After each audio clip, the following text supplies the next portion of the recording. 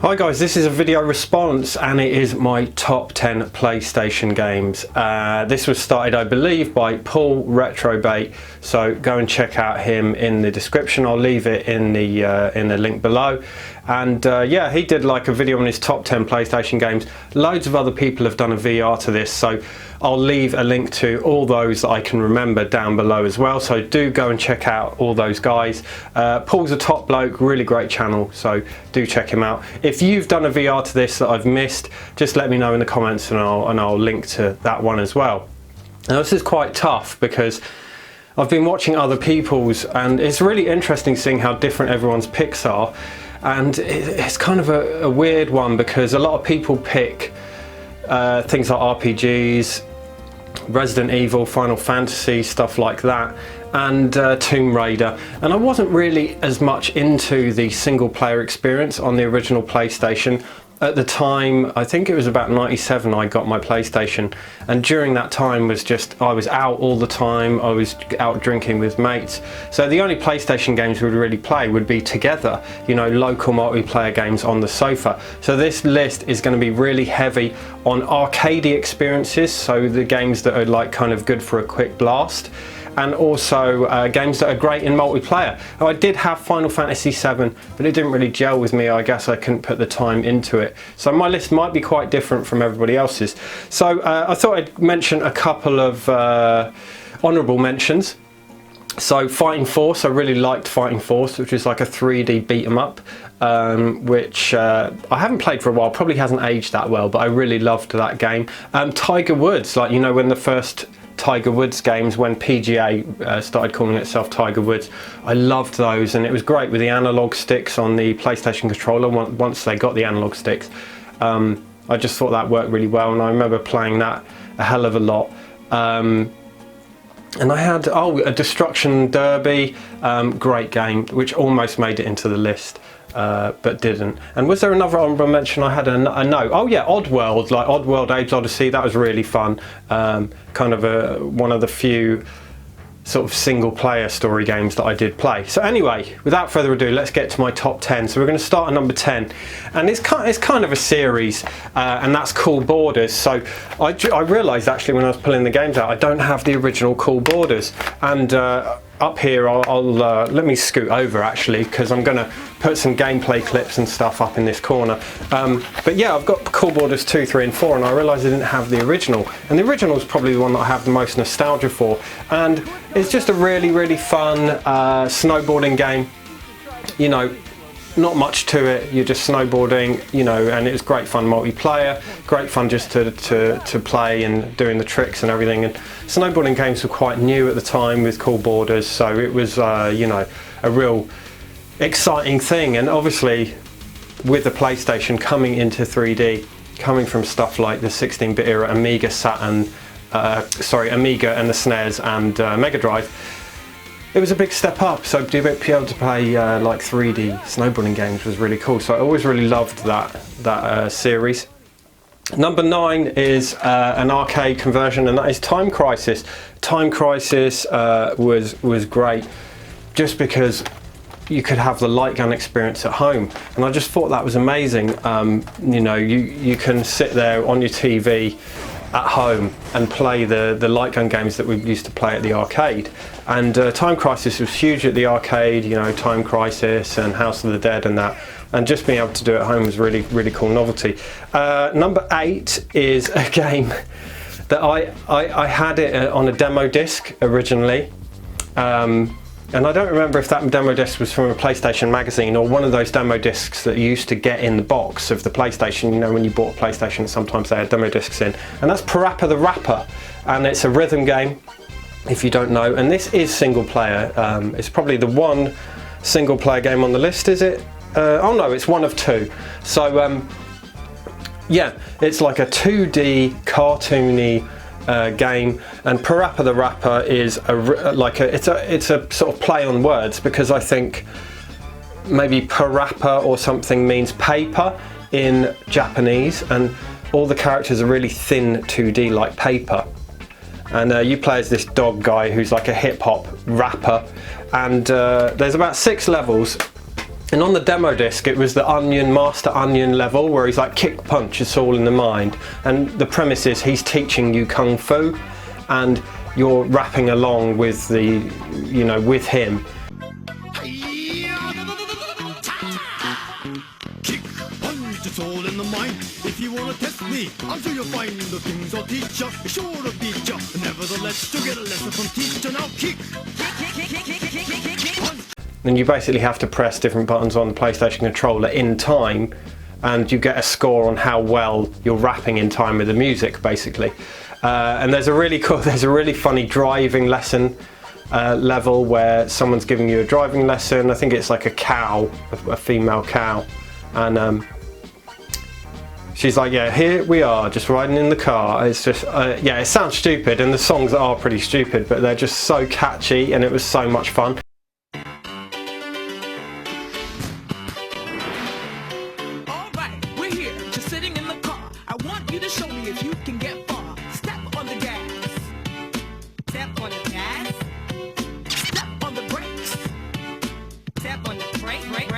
And I played the demo to death with my mates. We just played that Master Onion level over and over again, and then eventually got the game, and it's just one of those games that is synonymous with the PlayStation for me. Whenever I think PlayStation, I always think of PaRappa the Rapper. And it's subsequently been re-released. It's on PSP and some other stuff. So what are we, number 7, I think? Is one of the first games I ever saw on the PlayStation. So very early on, one of my mates, Marco, got a PlayStation, and he had Tekken, and he had this, WipeOut.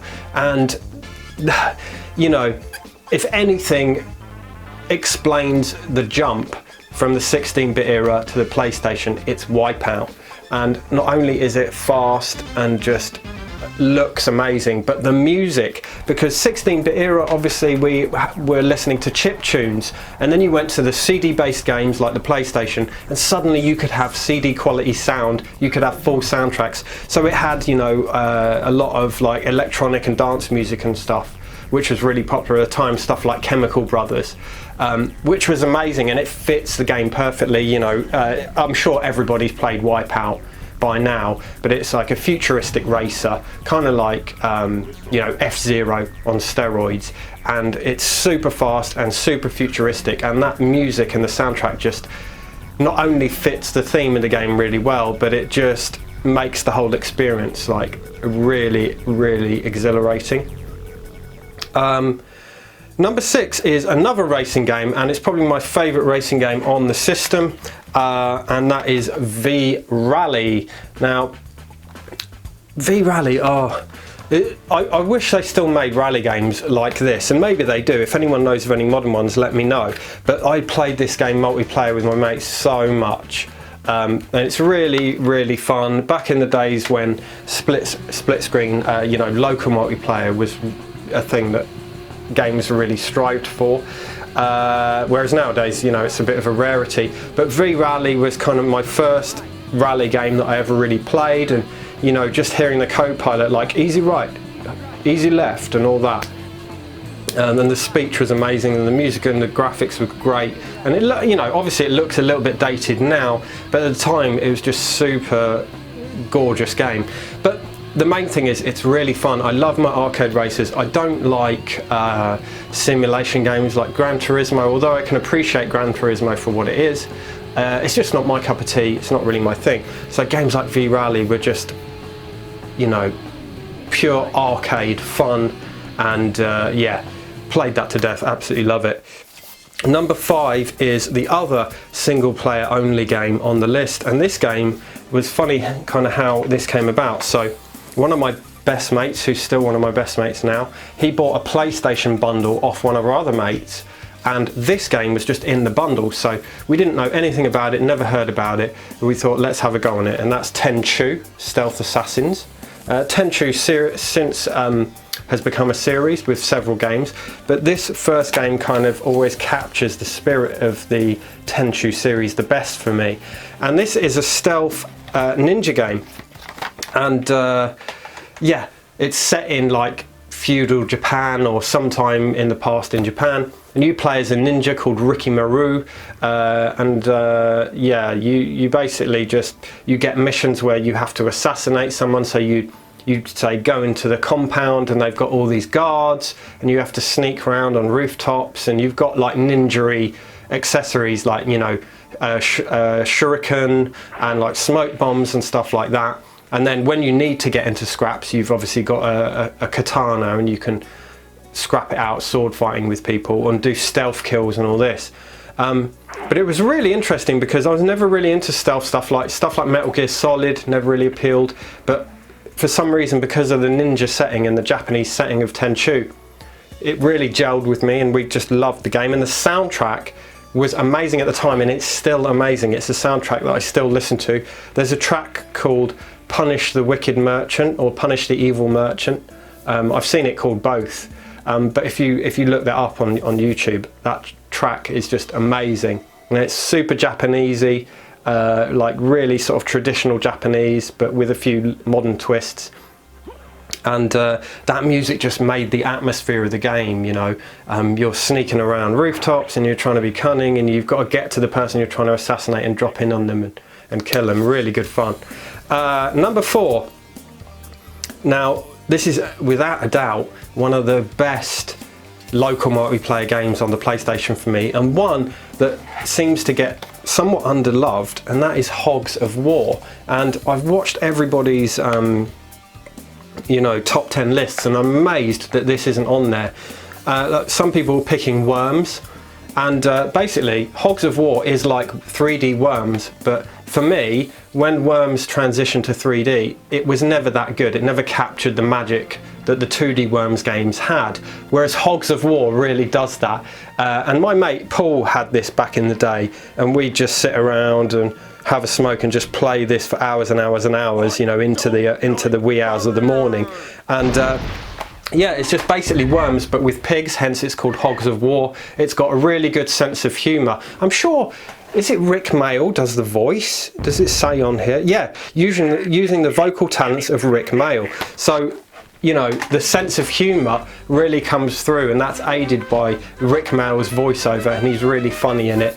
And it's the same premise as Worms. You've got turned base, you've got like 4 pigs each, and you know, each takes a turn, and you can go and select different weapons and this, that and the other, and the goal is just to kill all the enemy pigs.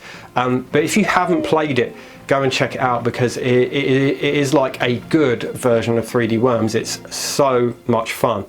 Now we're getting into top 3 here, and this list was really hard to pick, and it was a lot of it steeped in nostalgia, but just really games that I still really like. And I think my top 3 would probably shock a lot of people. Like I said, it was just the games that we played were more kind of stuff that's fun to play together rather than single player story stuff. So my number 3 pick is the original Tony Hawk's Skateboarding, and if you're in the States or if you're in North America, then this is called Tony Hawk's Pro Skater. But in the PAL territories, it was just called Tony Hawk's Skateboarding. It wasn't until number 2 that it was called Tony Hawk's Pro Skater 2. Number 2 is very good as well, but it's the original that always kind of did it for me. You know, I just loved this game. Soundtrack was amazing. Yeah, just so much fun, and it was great to play multiplayer with mates. It was really fun to play single player, and it wasn't until kind of the skate games came out on the PlayStation 3 that that I kind of enjoyed a skateboarding game as much as I enjoyed the original Tony Hawk's. And they've just been re-released, Tony Hawk's 1 and 2, on modern systems, so I'm not sure whether they would hold up nowadays on modern systems. And I'd actually love to see the Skate series come back, which is a bit of a tangent. But yeah, original Tony Hawk's was just a revelation. It was just so much fun. It led into other extreme sports games like Matt Hoffman's BMX. I really loved that as well. But for me, of all this kind of sports games and the extreme sports games, Tony Hawk's Skateboarding was definitely the one. Number 2 is one of my favourite games from back in the day. So these two, my top 2 picks, we played for hundreds of hours back in my teens, me and my friends. So my number 2 pick is an arcade conversion, and that is Bishi Bashi Special. And this game, man, it's so much fun. It's so Japanese. it's basically a series of mini games, but you're playing like, you know, with your friends. So it will give you like a really quick explanation of what the mini game is, and then you're all just in the mini game. So it might be like button bashing or pressing the buttons in a certain sequence, but the stuff happening on screen is like mental. Like, you know, there'll be a thing like burger time where you're making a burger, or you're racing little cars, or you have to, like, some of them are just insane, like so Japanese, and the voiceover speaks in English. Like when you win a game, for example, it will say like winner player 2, but it's in English, but it's like in a really Japanese voice, and that just adds to the whole thing. It's like so Japanese. Attention!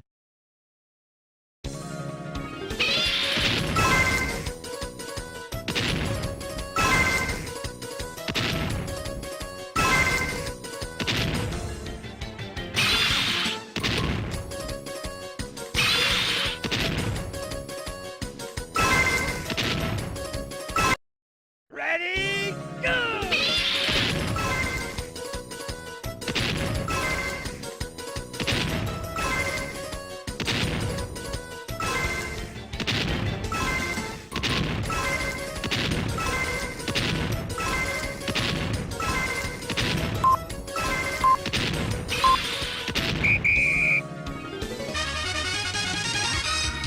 And it's that kind of game where if you're having a party or you're having drinks with friends or whatever, and you just want something fun on that's like a communal game, you could just whack Bishi Bashi Special on. So we'd always whack it on after the pub, or if we were having drinks at someone's house, we could whack on Bishi Bashi and everyone could have a little game of it. And the premise is so simple that anyone can play it. Really good fun. And I've played the arcade game since as well, and that's really fun. Steve has got an arcade cab of Bishi Bashi, and always kicks my ass at it. But yeah, it's just super fun, and it's one of those games that whether you win or lose, it's just a bit of silly fun, so it doesn't really matter.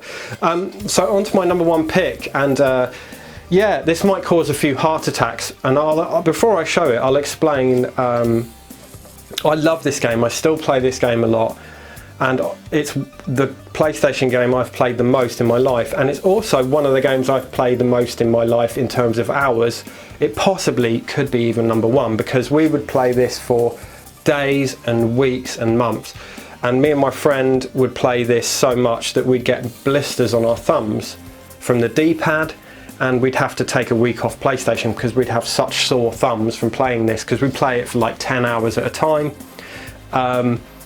And that is Street Fighter EX plus Alpha. And yeah, that's obviously a 3D quote-unquote PlayStation arcade conversion. So Street Fighter EX was at the arcade. Street Fighter EX plus Alpha. And yeah, it's so much fun. It's got loads of great characters, quite a good list of characters, and then you can also unlock other characters which have special abilities. So you can unlock like Evil Ryu, Evil Akuma, and then a couple of other random ones, a few other ones. But the evil versions have like extra abilities, and they also have extra strength and damage. And what you could do is, this is why the game is so good. When you played multiplayer, you could do team battle, and team battle is hardly around nowadays. I don't know why they got rid of team battle as a thing, but team battle is like the most fun thing for a versus fighter for me, for things like Street Fighter. I wish Street Fighter 4 had a team battle mode. And what team battle is you each pick 5 fighters. And there's quite, like I said, quite a large varied roster. So you pick 5 fighters each, and then you fight one-on-one.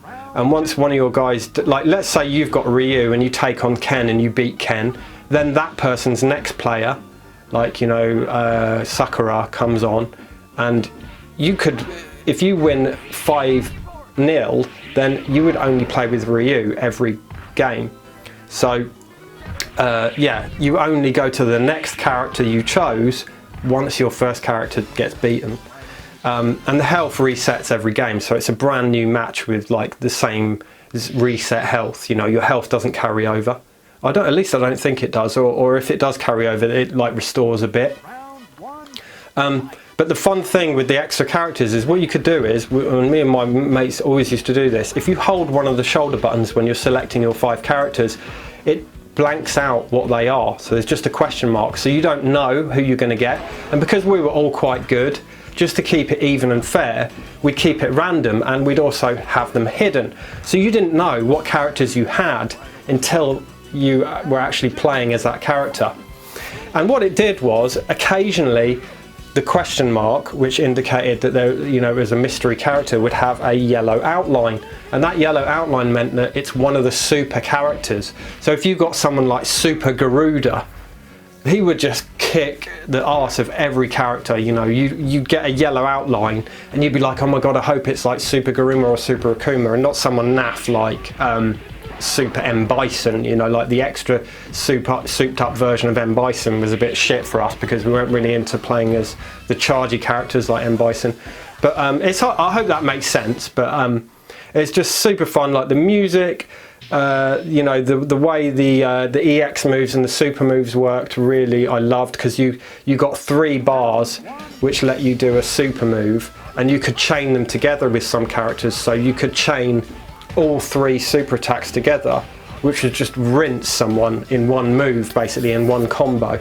So getting to learn those and getting to learn different characters was cool. And it introduced loads of cool characters like Skullomania, who's like a businessman wearing a skeleton suit, body tight skeleton suit, and yeah, just loads of really weird and exciting characters.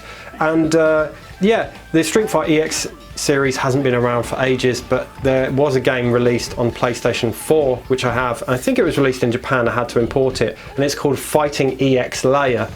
So it's basically Street Fighter EX without the Street Fighter characters. It's just the EX characters like Skullomania and all that, which is super fun. It's really cool versus fighter. So if you've got a PlayStation 4, go and check that out, because it's a hell of a lot of fun. And yeah, the thing with Street Fighter EX Plus Alpha, or Street Fighter EX in general, is people think, oh, it's 3D Street Fighter, it's rubbish. But it's really not the case. It plays like a 2D fighter. Yeah, it's 3D graphics, but it still plays like a 2D fighter. It plays like Street Fighter, and it is a bit slower than your average Street Fighter game. If you played Street Fighter EX and you played Street Fighter 4, Street Fighter EX is going to be a hell of a lot slower. But you adjust for that pace, and each player adjusts for the pace of the game. And yeah, I can still play this to death. I still absolutely love it. There's loads of unlockable content, there's loads of extra challenges, there's loads of extra single player modes, loads of content in there, and we played it for hundreds and hundreds of hours when I was a teen. So that is my top 10 PlayStation games, guys. Thanks for listening to me waffle on, and yeah, go and check out Paul Retrobait, check out everybody else that I link who's done a VR to this, and again, if you've done a VR and I've missed it, just let me know in the comments and I will link to that one as well. Peace! Now just don't forget, this ain't Kung Fu, come on again. Check and turn the signal to the right. Check and turn the signals to the right. Step on the gas, now turn to the right. Step on the gas, now turn to the right. Check